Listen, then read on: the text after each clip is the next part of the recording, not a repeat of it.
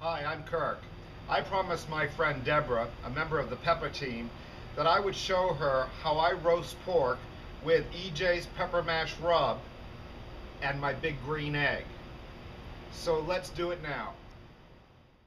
I start with a pork roast weighing about 3 pounds in this case. After rinsing the roast, I slightly dry it, and then I press onto it as much of EJ's pepper mash rub as I can. Making sure to cover all the sides as well. Oh, this stuff looks really, really good. And it tastes as good as it looks. Let's get some more here on the sides.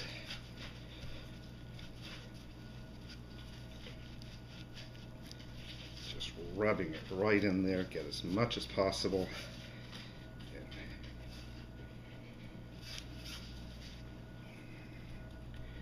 That's great. And then just take some saran wrap.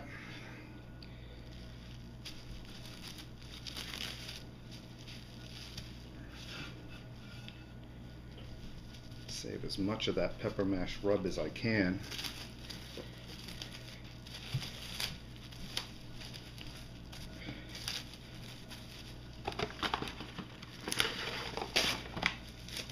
And then I leave it in the refrigerator overnight.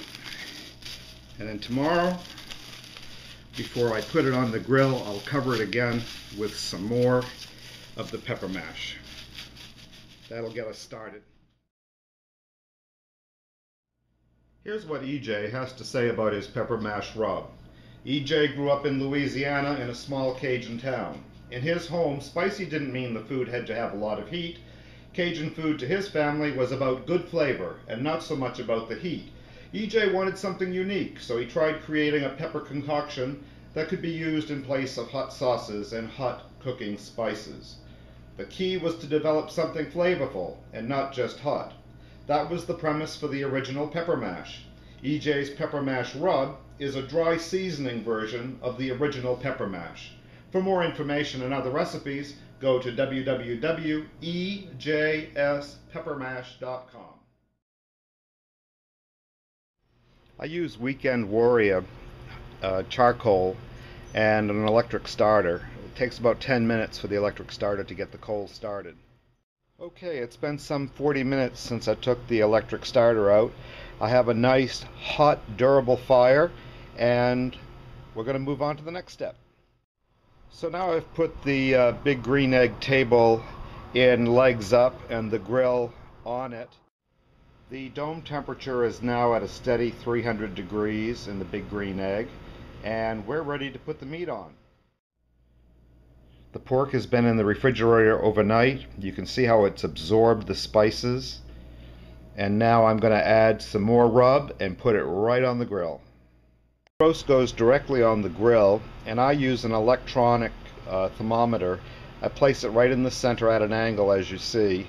It also has a radio component that transmits the internal temperature into the house. Now, once I close the lid, I'm going to be looking for the roast to reach an internal temperature of 170 degrees. Some people prefer an internal temperature of 160 to 165. All right, the internal temperature on that roast is 170 degrees. It's time to take it off. Let's see what we have here. Ah, brilliant. Look at that. Lovely brown color, little crusty. You can still see bits of the pepper flake in it. I am sure this is going to be absolutely wonderful. What I'm going to do is wrap that now in aluminum foil and let it sit for about 15 to 30 minutes before carving it. It's been about 30 minutes since I took the roast off the grill and wrapped it in aluminum foil. Take a look at that, and look at the juices that are still coming from the roast. This is just going to be magnificent. Nice and crusty. Beautiful juices. Again, just take a look at that. Lovely. And let's carve just a little bit here and see what it looks like. I'm right-handed.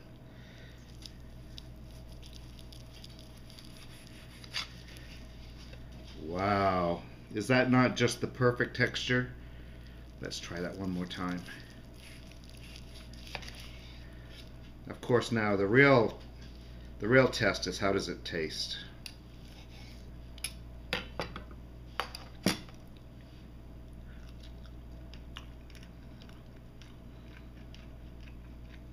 Magnificent. And it's not just the appearance, but the aroma that's coming off the pork is just astounding. The pork has a really nice, peppery but not bitey, as they say in Pennsylvania, not bitey flavor to it. I think you'll really like this. Give it a try. Good.